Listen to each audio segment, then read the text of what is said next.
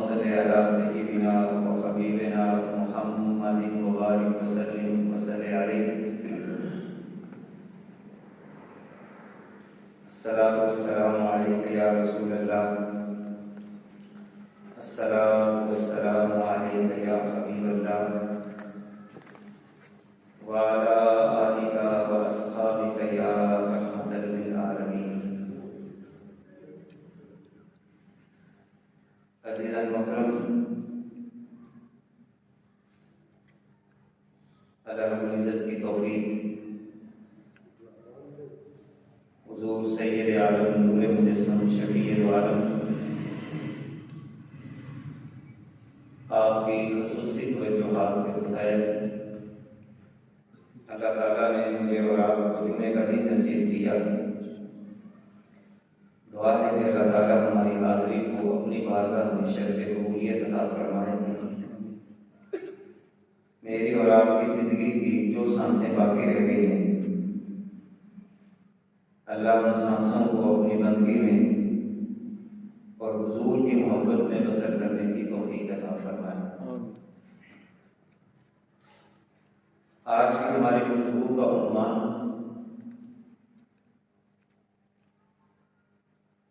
اسلامی مزاج میں اجتماعیت کی اہمیت اور اس کے مقاصد. یہ کیا ہے؟ کسی بھی قوم کے لیے اجتماعی نظام حیات اور اسلامی اجتماعیت کی بنیادیں کیا ہیں؟ امیر کی ذمہ داریاں کیا ہوتی ہیں؟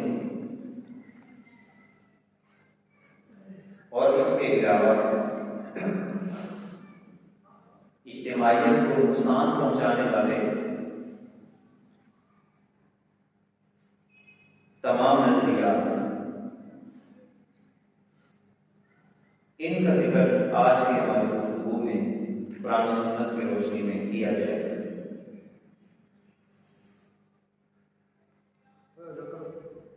یہ بات ذہن میں رہے کہ انفرادی طور پر اگر میں ایک بہترین مسلمان بن بھی جاتا ہوں، مگر یاد رہے کہ اجتماعیت کے بغیر ایمان اور اسلام ان دونوں کا وجود نہ، یہ بات واضح طور پر کی جا سکتی کہ جو بندہ اجتماعی نظام حیات کو قبول نہیں کرتا اور اسلام کی جماعت سے الگ طور پر رہنا پسند کرتا تھا اور اسی پر اسے موت آ جاتی ہے، تو اس حوالے سے احادیث یہ بتاتی ہیں کہ وہ بندہ جاہلیت کی موت مرتا ہے. وہ جہالت پہ اپنی زندگی گویا کہ اس نے بسر کر دی. اجتماعیت کی اہمیت کے حوالے سے سب سے پہلے میں چند روایات آپ کے گوش گزار کرتا ہوں. اسلامی مزاج کے اندر اجتماعی نظام حیات کے حوالے سے اتنی اہمیت ہے. حضرت ابو سعید خدری رضی اللہ تعالیٰ عنہ آپ فرماتے ہیں کہ نبی رحمت صلی اللہ علیہ وسلم نے ارشاد فرمایا کہ جب تم میں سے 3 آدمی سفر کے لیے نکلیں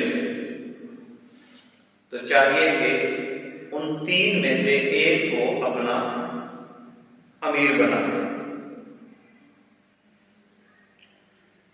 اب حالانکہ ایک چھوٹا سا کام ہے سفر ظاہری طور پر، مگر مزاج اسلامی یہ تقاضا کرتا ہے کہ کہ چھوٹے سے چھوٹے کام سے لے کر بڑے کام تک ایک خاص نظم کے اندر، خاص ترتیب کے اندر اور ایک امیر کی نگرانی کے اندر اس کام کو سر انجام دیا ہے۔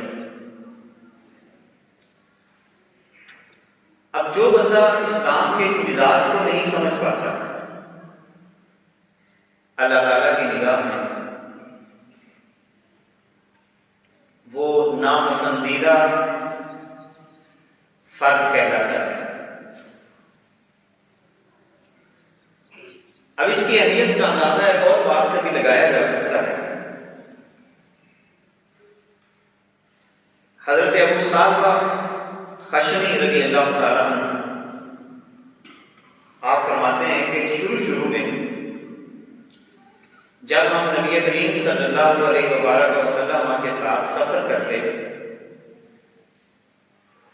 تو بعض ہمارے ساتھیوں کی عادت تھی کہ سفر کے دوران جہاں کہیں پڑاؤ ڈالتے تو ادھر ادھر پھیل جاتے اور اپنی اپنی پسند کی مختلف جگہیں ٹھہرنے کے لیے منتخب کر لیتے۔ کوئی کہیں بیٹھ گیا، کوئی کہیں بیٹھ گیا، کوئی کہیں بیٹھ گیا، تو الگ الگ طور پر بیٹھ جایا کرتے تھے۔ نبی کریم صلی اللہ علیہ وسلم نے ایک دن جب اس صورتحال کو ملاحظہ کیا کہ کوئی کہیں بیٹھا ہے، کوئی کہیں بیٹھا ہے، تو حضور علیہ السلام نے تنبیہ کرتے ہوئے فرمایا کہ تمہارا اس حالت کے اندر مختلف گھاٹیوں اور میدانوں کے اندر منتشر ہو رہنا یہ صرف شیطان کی وجہ سے، کہ شیطان یہ چاہتا ہے کہ تمہارے درمیان اجتماعیت نہ ہو، تمہارے دلوں کے اندر اجتماعیت نہ ہو، تمہاری صفوں کے اندر اجتماعیت نہ ہو۔ اب اس کا اندازہ ایک اور حدیث پاک سے بھی لگایا جا سکتا ہے۔ کائنات کے آقا صلی اللہ علیہ وسلم ارشاد فرماتے ہیں اپنی صفوں کو درست کرو، سیدھا رکھو۔ اب صفوں کو سیدھا رکھنے کا جو فلسفہ اور حکمت نبی کریم صلی اللہ علیہ وسلم نے عطا فرمائی کہ جب تم اپنی صفوں کو سیدھا رکھو گے تو اللہ تعالیٰ تمہارے دلوں کو سیدھا رکھے گا۔ اب اس سے ہم اندازہ لگا سکتے ہیں کہ اسلام کے اندر اجتماعی نظام حیات اس کی کتنی اہمیت ہے کہ دوران سفر بھی ہر شخص کو اپنی مرضی کرنے سے منع کر دیا، ہر بندہ اپنی مرضی نہ کرے، کہ کوئی کہیں بیٹھ جائے، کوئی انداز اختیار کر لے، کوئی انداز اختیار کر لے۔ اسلام اجتماعیت کا قائل ہے، چاہے وہ گھر کی سطح ہو، گھر کے اندر بھی اجتماعیت کو اسلام نے برقرار رکھا۔ اب اس اجتماعی نظام کے اندر ایک امیر کا منتخب ہونا بھی ضروری ہے، جس کا تذکرہ انشاءاللہ تعالی ہم آنے والے جمعوں میں آج کچھ اشارے کروں گا۔ اور امیر کو منتخب کرنے کا طریقہ کار شریعت اسلامیہ نے کیا دیا ہے، اس پر پھر باتیں انشاءاللہ تعالی آگے ہم کریں گے، تاکہ ہمیں اس بات کا پتہ چلے کہ اگر ہم اجتماعی نظام حیات کو برقرار رکھنا چاہتے ہیں تو امیر کس کو منتخب کرنا چاہیے، اور جس کو پھر امیر منتخب کر لیا جائے تو اس حوالے سے جو ماتحت افراد ہیں ان کا رویہ امیر کے ساتھ کیسا ہو اور امیر کا رویہ اپنے ماتحت افراد کے ساتھ کیسا ہو۔ امیر کی ذمہ داریاں کیا ہوتی ہیں اس پر الگ بات ہو، اور جس شخص کو اپنا امیر مقرر کر لیا جائے اس کے حقوق کیا ہوتے ہیں اس میں پھر الگ بات ہوگی۔ آج ہم صرف اور صرف اس بات کو سمجھیں گے کہ اجتماعی نظام حیات اس کی اہمیت اللہ اس کے رسول کی نگاہ میں کتنی ہے۔ اگر یہ اجتماع ٹوٹتا ہے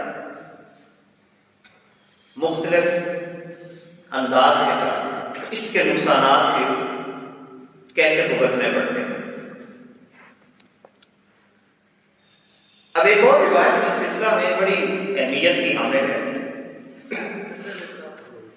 جامع ترمذی کے اندر یہ روایت موجود ہے، اور پہلے والی جو روایت میں نے آپ کے سامنے عرض کی وہ سنن ابی داؤد کے اندر موجود ہے۔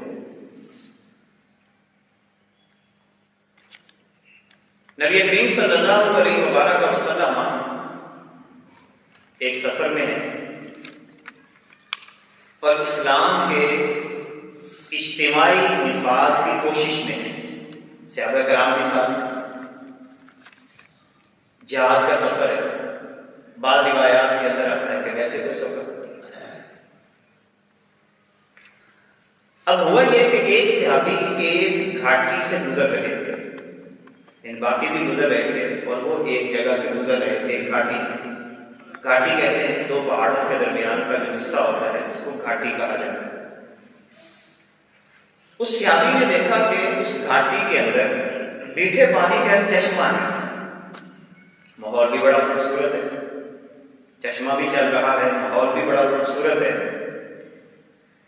صحابی نے جب اس ماحول کو دیکھا تو اس ماحول پر گرویدہ ہو گیا، اچھا لگا کہ کتنی خوبصورت جگہ ہے، اور دل کے اندر یہ خیال کیا کہ کیوں نہ ایسا ہو کہ میں یہاں پہ ڈیرا ڈالوں، یہاں پہ اپنا کوئی مکان بنا لوں، میں یہیں پہ عبادت کیا کروں گا اور اس پر لطف نظارے سے میں محفوظ بھی ہوا کروں۔ اچھا، دل نے یہ کہا کہ کاش کہ میں آبادی کو چھوڑ کر، یعنی آبادی کو چھوڑ دوں، اپنے علاقے کو چھوڑ دوں اور میں یہاں پر اپنا آ کے مکان بنا لوں۔ مگر دل میں ایک خیال اور آیا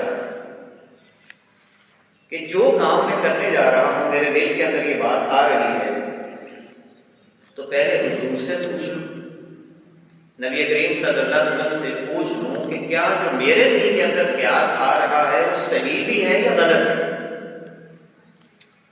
اب یہیں پر رکیے ذرا، کتنا خوبصورت انداز اس صحابی کا کہ ایک کام کے بارے میں دل میں خیال آیا کہ یہ کام میں کرنا چاہتا ہوں۔ اچھا، ظاہری طور پر کوئی کام برا بھی نہیں ہے، کسی کا نقصان تو نہیں کر رہے، بس یہی سوچا نا کہ میں اپنا ایک الگ مکان بنا لوں، میں اپنی ایک الگ جگہ بنا لوں، ایک خوبصورت ماحول ہے، آبشار ہے یہاں پہ اور ایک اچھا انداز ہے، تو میں ایک مکان بنا لوں، تو ظاہراً کام برا بھی نہیں، مگر دل کے اندر یہ خیال آتا ہے کہ اگر یہ کام جو میرے دل کے اندر آ رہا ہے کہ حضور علیہ السلام کو بھی پسند ہے یا نہیں ہے، اگر یہ مسئلہ بھی ہم اپنا ٹھیک کر لیں کہ کوئی بھی کام کرنے سے پہلے کسی بھی قسم کا کام، حتیٰ کہ وہ دینی کام ہی کیوں نہ ہو، بعض دفعہ میرے اور آپ کے دل میں خیال پیدا ہوتا ہے کہ میں ایسے دین کا کام کرنا چاہتا ہوں، اچھا خیال ہے، مگر ہر اچھا خیال جو انسان کے ذہن میں آ رہا ہے، جو اس کو اچھا لگ رہا ہے، کیا اسلامی شریعت کا مزاج بھی اس کو اچھا سمجھ رہا ہے یا نہیں سمجھ رہا؟ ایک بندے کے دل میں خیال آتا ہے کہ میں عبادت کرنا چاہتا ہوں اور میں بالکل الگ رہنا چاہتا ہوں، بستی سے دور نکلنا چاہتا ہوں، اچھا خیال ہے اس کے ذہن میں آیا، حالانکہ وہ کسی کا نقصان کا نہیں سوچ رہا، اپنی عبادت کا سوچ رہا ہے، مگر اس کا یہ اچھا خیال اسلام کے مزاج کے خلاف ہے۔ اسلام کا مزاج اس بات کی اجازت نہیں دیتا کہ وہ انفرادی زندگی بالکل الگ تھلگ طور پر رہنا شروع کر دیں۔ تو اس صحابی نے کیا کیا، جو دل میں خیال آیا کہ میں اپنا مکان اس جگہ پہ نہ بناؤں، الگ تھلگ ہو جاؤں، بستی سے الگ تھلگ ہو جاؤں،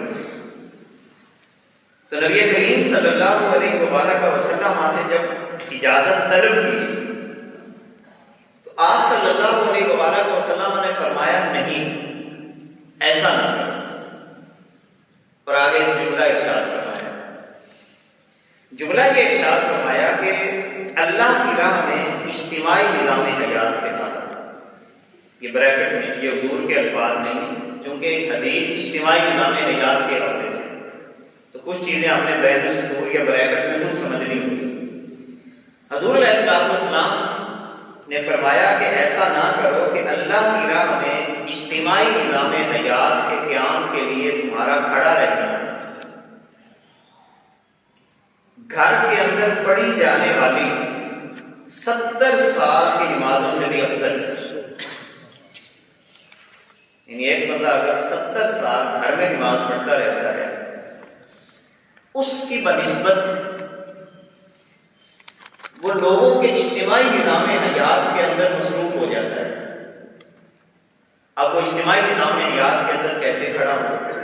حق کے ساتھ، صداقت کے ساتھ اپنی زندگی بسر کرتا ہے، لوگوں میں رہتا ہے، باجماعت کی کوشش کرتا ہے کہ حد تک بسا باجماعت نماز ادا کرے مسجد میں جائے، اگر کوئی مجبوری نہ ہو، کوئی ایمرجنسی نہ ہو تو اجتماعی نظام حیات کو قائم رکھنے کے لیے وہ مسجد میں آ کر کیا کرتا ہے؟ نماز کی ادائیگی کرتا ہے۔ اور اسی طرح اجتماعی نظام حیات کے قیام کے لیے اس کی عملی طور پر کوشش ہوتی ہے۔ اب عملی کوشش سے کیا مراد ہے؟ کہ وہ اپنے آپ کو لوگوں میں پیش کرتا ہے۔ مثلا وہ اپنے آپ کو تجارت میں پیش کرتا ہے، اور اچھی تجارت کرتا ہے تاکہ اسلام کا جو وقار ہے وہ میں لوگوں کے سامنے پیش کر سکوں کہ یہ اچھی تجارت ہوتی ہے۔ وہ اپنے خاندان میں رہتا ہے اور ایک اچھا فرد، خاندان کا اچھا فرد بن کے کوشش کرتا ہے کہ میں زندگی بسر کروں۔ اب اجتماعی نظام حیات کے تحت اس نے کیا کیا کہ ایک اپنے آپ کو بطور ماڈل کے پیش کیا۔ اب اندازہ لگائیں کہ حضور علیہ السلام کا کتنا خوبصورت فرمان ہے کہ وہ 70 سال اگر گھر میں نماز پڑھتا ہے، 70 سال، اس کی بنسبت افضل یہ ہے کہ وہ لوگوں میں رہے اور لوگوں میں رہ کر ہی نماز پڑھے۔ حالانکہ تنہائی میں بعض بندے کو مزہ زیادہ ہوتا ہے کہ چلو میں مسجد میں نہیں جاتا، اس کی بھی کئی بار وجوہات انسان کے آڑے آ جاتی ہیں، کسی سے ذہنی چپکلش ہو جاتی ہے، یا کسی کے ساتھ مزاجن کوئی ایسی بات میں اس کو دیکھنا نہیں چاہتا، تو اب اس کا دل کرے گا کہ میں مسجد میں نہ جاؤں۔ نہیں، اسلام یہی چاہتا ہے کہ جب تم کسی کا چہرہ دیکھو گے، اللہ کی بارگاہ میں مل کر حاضری دو گے، رسول اللہ صلی اللہ علیہ وسلم نے فرمایا کہ جب تم اپنی صفوں کو سیدھا کرو گے تو اللہ تعالیٰ اس کے صدقے تمہارے دلوں کو سیدھا کر دے گا۔ تو دل سیدھا ہو جاتا ہے، نفرت ختم ہو جاتی ہے، اور سب سے بڑی بات کہ جب ہم اجتماعی طور پر دوران نماز ہم کتنے خوبصورت جملے بولتے ہیں ایک دوسرے کے لیے، مگر وہ سمجھتے نہیں۔ سب سے پہلے حضور پر بھی سلام پیش کرتے ہیں، السلام علیکم ایھا النبی، سلامتی ہو، پھر کہتے ہیں السلام علینا وعلی عباد الصالحین۔ اور سب سے بڑی بات کہ جب ہم نماز کو اپنے اختتامی مراحل کی طرف لے کے جاتے ہیں تو کتنا خوبصورت جملہ ایک دوسرے کے لیے بولتے ہیں، السلام علیکم ورحمۃ اللہ، السلام علیکم ورحمۃ اللہ، کہ ہم سلامتی دے رہے ہیں دوسروں کو۔ یہ اجتماعی نظام حیات کو خوبصورت بنانے کے لیے۔ اچھا، ایک بات یہ بھی، جامع ترمذی کی روایت ہے کہ نبی کریم صلی اللہ علیہ وسلم نے ارشاد فرمایا کہ جماعت کے دامن کو مضبوطی سے تھام رکھو اور انتشار سے پوری طرح الگ رکھو۔ انتشار یعنی منتشر ہونا۔ اب جماعت کیا ہوتی ہے؟ جیسے میں نے عرض کیا کہ اس پر تفصیلی تبصرہ میں کروں گا کہ جماعت کے اصول و ضوابط کیا ہے، مگر یہ بات ذہن میں رہے کہ نبی کریم صلی اللہ علیہ وسلم نے جماعت یعنی اجتماعی نظام حیات اس کو اتنی اہمیت دی ہے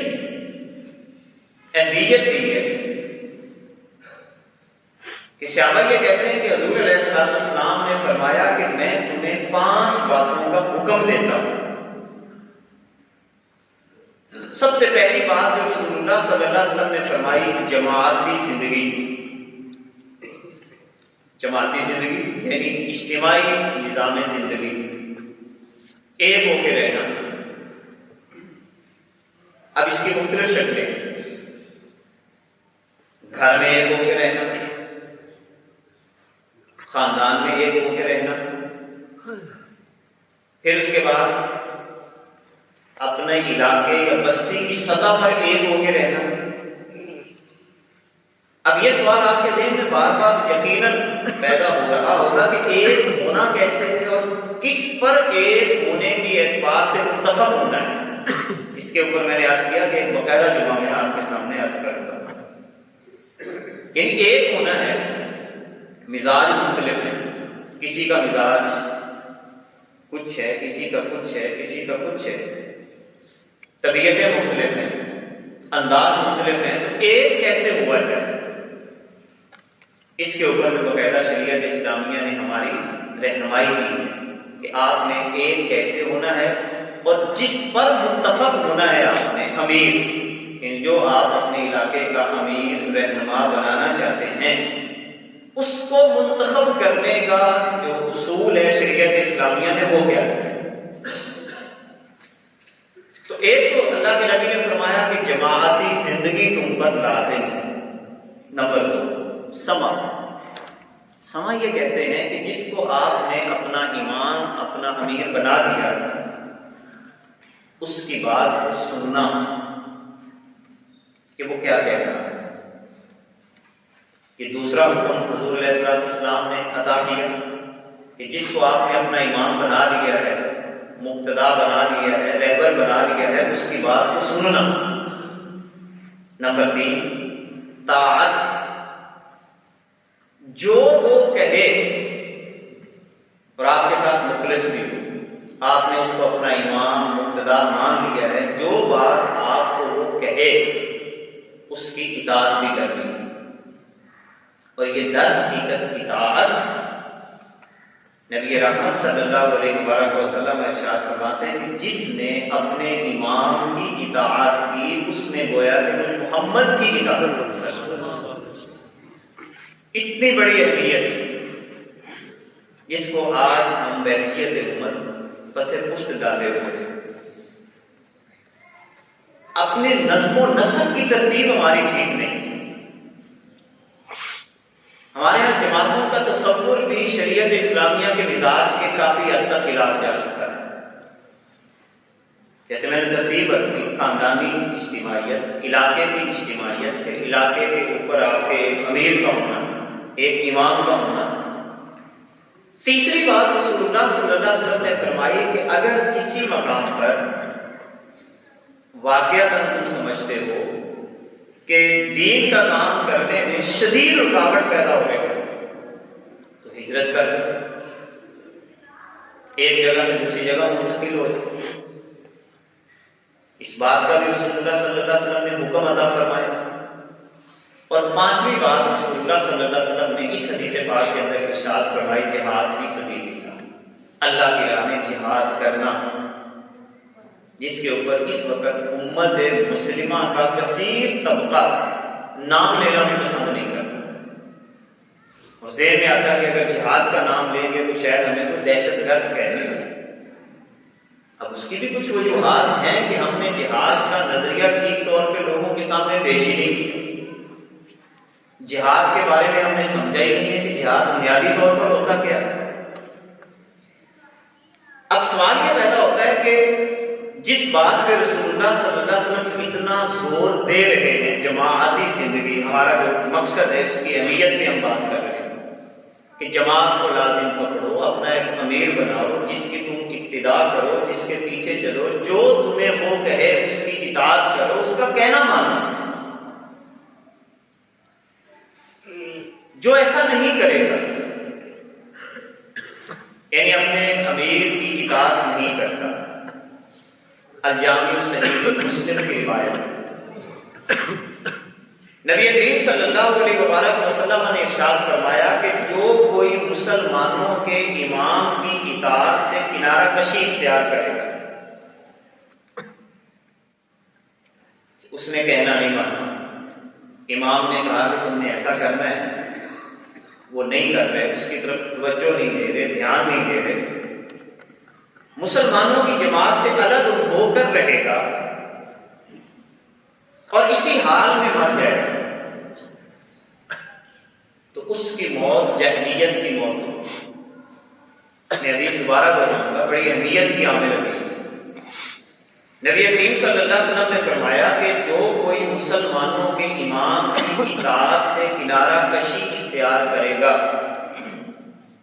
اور مسلمانوں کی جماعت سے الگ ہو کر رہے گا، دو باتیں فرمائیں، حکم سے کنارہ کشی کہ اگر آپ کا امام آپ کو شریعت اسلامیہ کی روشنی میں کوئی بات کہہ رہا ہے، سننا بھی واجب ہے اور اطاعت کرنا بھی واجب ہے۔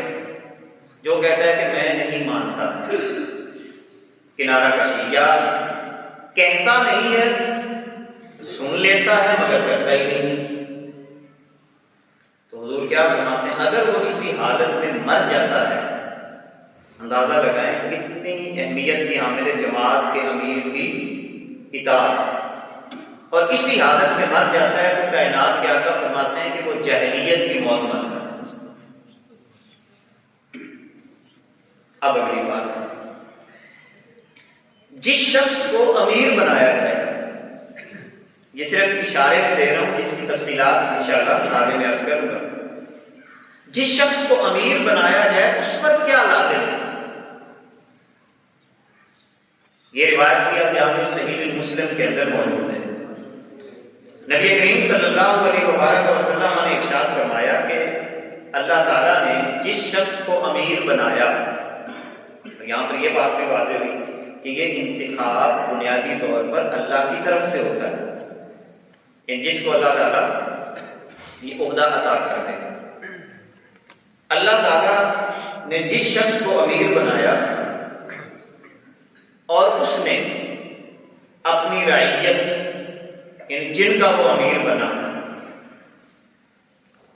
گھر کا امیر ہو تب بھی، بستی کا امیر ہو تب بھی، کسی معاملے کے اندر اللہ تعالیٰ نے اس کو یہ صلاحیت عطا کی تب بھی، تو اس نے اپنی رعیت کے ساتھ دھوکہ کیا، جس کو امیر بنایا گیا، اور پھر وہ اپنی رعیت کے ساتھ دھوکہ کرتا ہے، نبی کریم صلی اللہ علیہ وسلم فرماتے ہیں کہ اس پر جنت حرام ہو جاتی ہے۔ یعنی امیر بننا یا مقتدا بننا یا رہبر بننا یہ بھی بہت بڑی ذمہ داری ہے،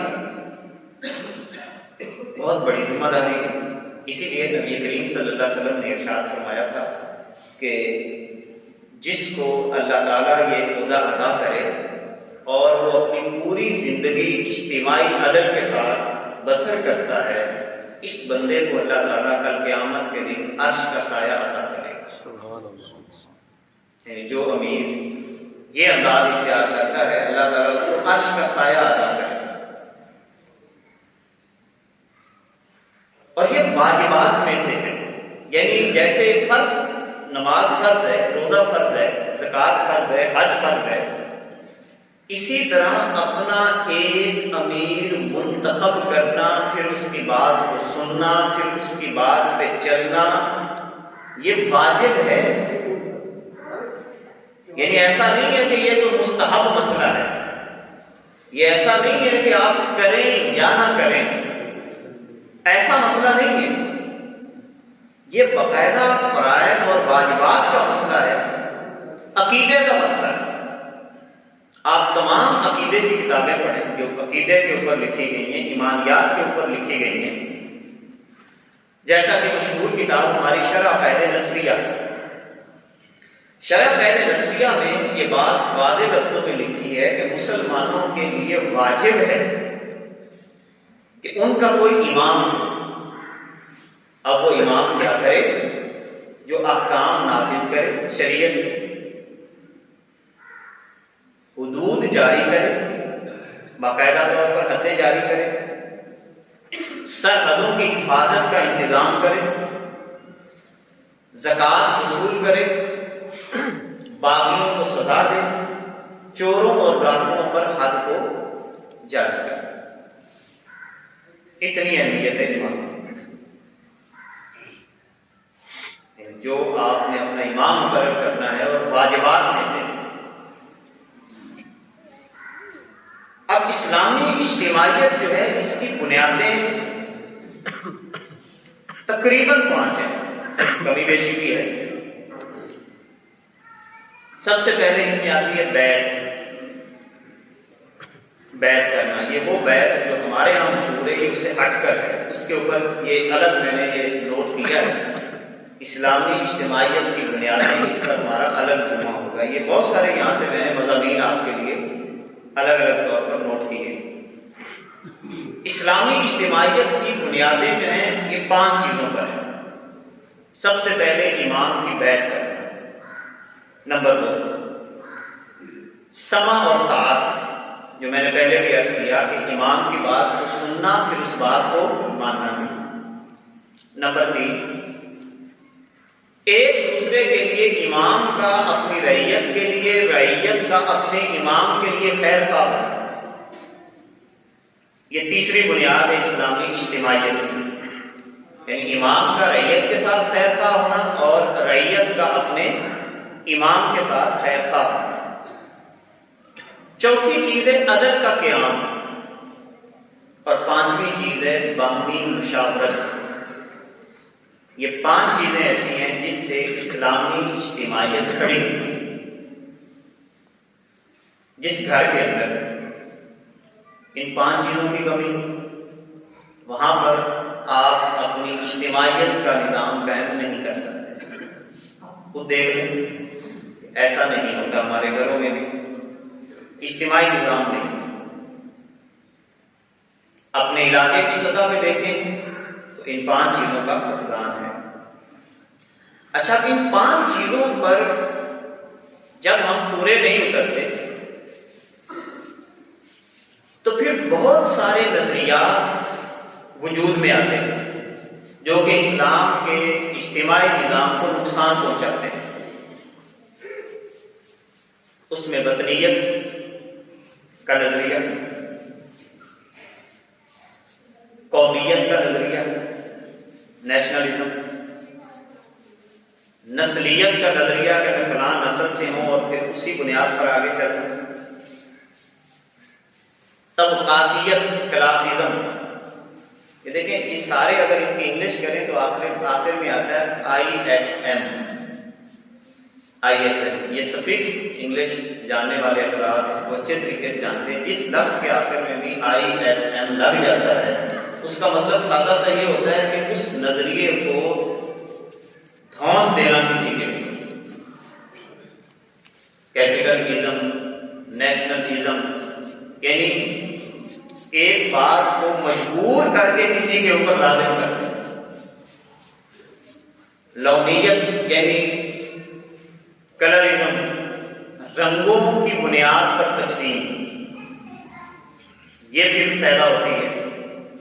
طبقات کی بنیاد پہ تقسیم پیدا ہوتی ہے.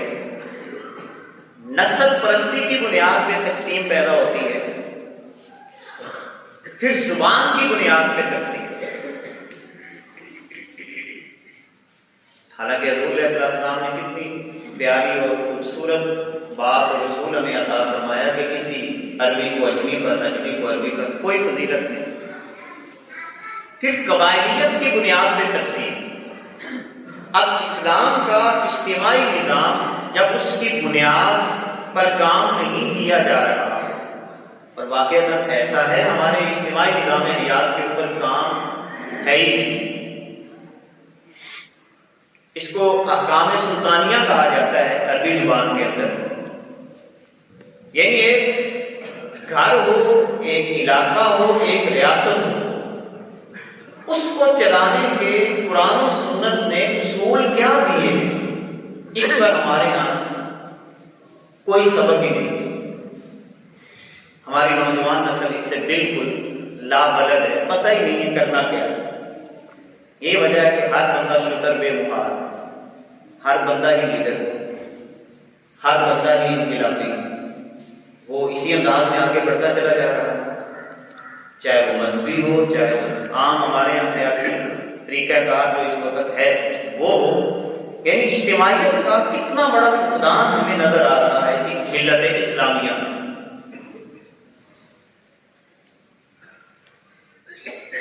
احکام سلطانیہ امام ماوردی علیہ رحمہ کی کتاب ہے احکام سلطانیہ، اس کے اندر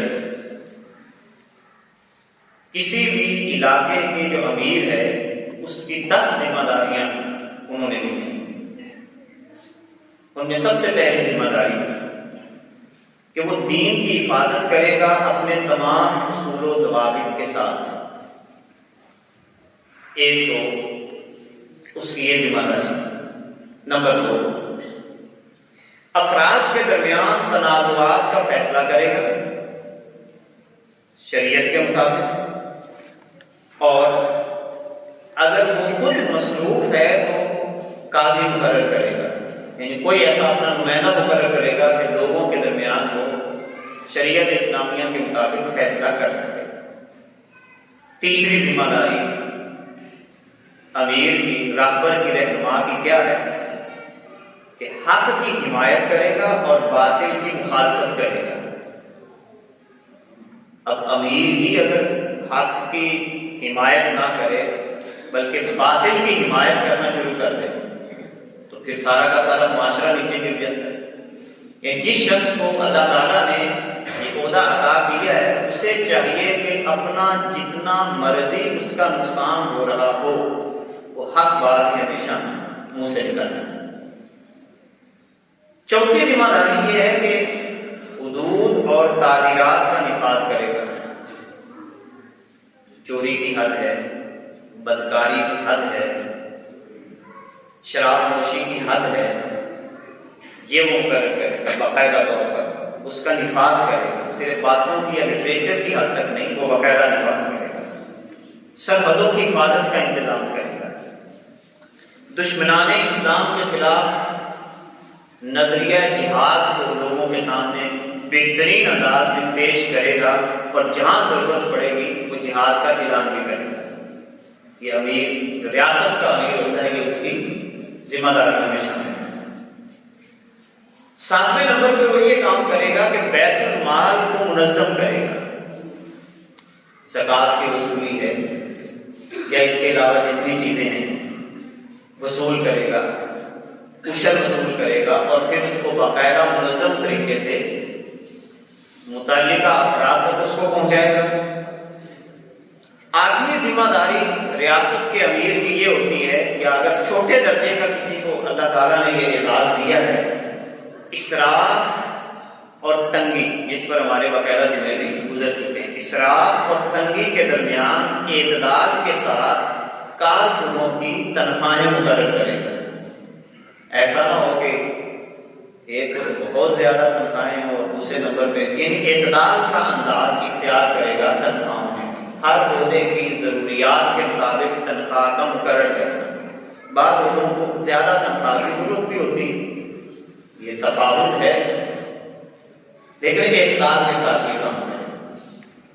9ویں نمبر پہ یہ کرے گا کہ کارکنوں کی کارکردگی کا جائزہ اور ان سے جواب طلبی، یہ کام اس کے ذمہ ہوتا ہے، اور ریاست کے مسائل میں ذاتی دلچسپی اور ان کے حل کو تلاش کرنا یہ کسی بھی علاقے کے اور ریاست کے امیر کی باقاعدہ طور پر ذمہ داری ہے۔ آج کی ہماری گفتگو میں صرف ہم نے ابھی ابتدائی طور پر اس بات کو سمجھا کہ اجتماعیت اس کی شریعت اسلامیہ میں اہمیت کیا ہے۔ خلاصہ یہی ہے، ایک ہی جملے میں اگر اس ساری تقریر کو بند کیا جائے، جو بندہ اجتماعی نظام حیات سے بھاگتا ہے، جو ضابطے کچھ نہ کچھ آج میں نے بیان کیے، کچھ آگے عرض کروں گا، جو بندہ اجتماعی نظام حیات سے بھاگتا ہے وہ نہ تو اپنا ایمان بچا سکتا ہے نہ اپنا اسلام بچا سکتا ہے۔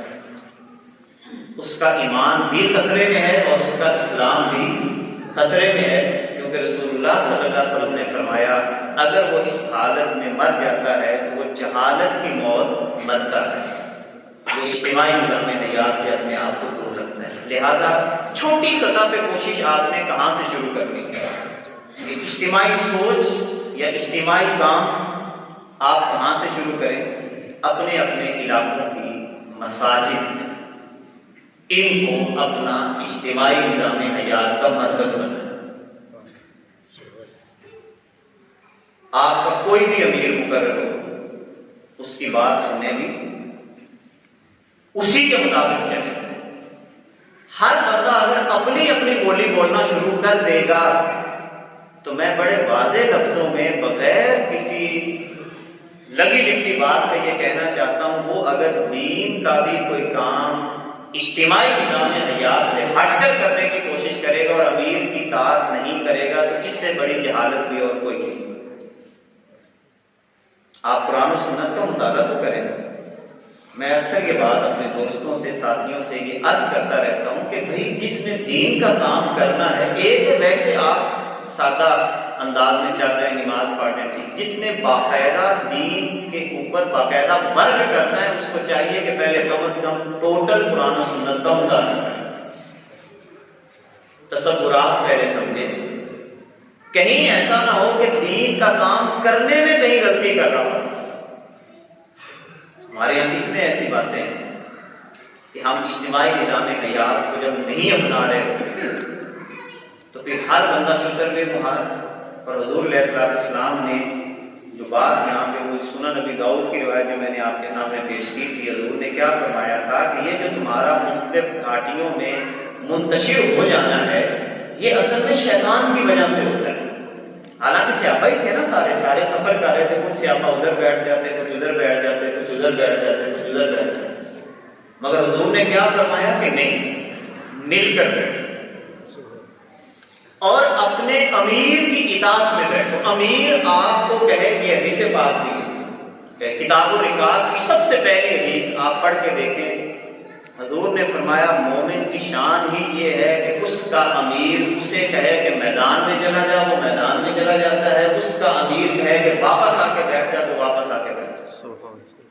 اور ہم میں سے ہر بندہ ہی امیر، ہر بندہ ہی شکر پہ مہار. انشاءاللہ تعالیٰ اگلے جمعہ کو کچھ امیر کے انتخاب کی باتیں ہوں گی کہ آپ نے اپنا امیر منتخب کیسے کرنا ہے اور کسے کرنا ہے. پھر ایک امیر بنائیں اور پھر اس کو فالو کریں. دیکھنا پھر اللہ تعالیٰ کی رحمتیں اس بستی پر، اس علاقے پر، اس ریاست پر کس انداز کے ساتھ برستی ہیں. اللہ تعالیٰ ہمیں یہ والا انداز، جماعتی انداز سمجھنے کی توفیق عطا فرمائے، خاتمہ ایمان پہ فرمائے. وآخر دعوانا الحمدللہ رب العالمین.